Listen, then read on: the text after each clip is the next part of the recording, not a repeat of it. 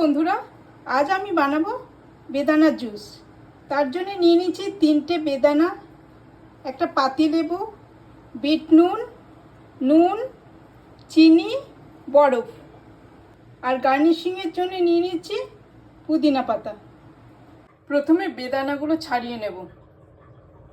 বেদানাগুলো ছাড়ানো হয়ে গেছে। এরপর মিক্সিং জারে বেদানাগুলো নিয়ে নিলাম।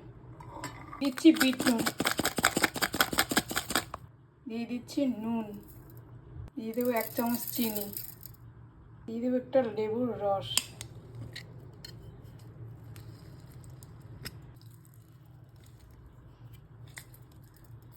দিয়ে দেবো বরফ।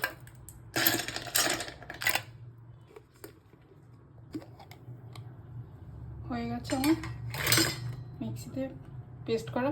ছেঁকে নেব।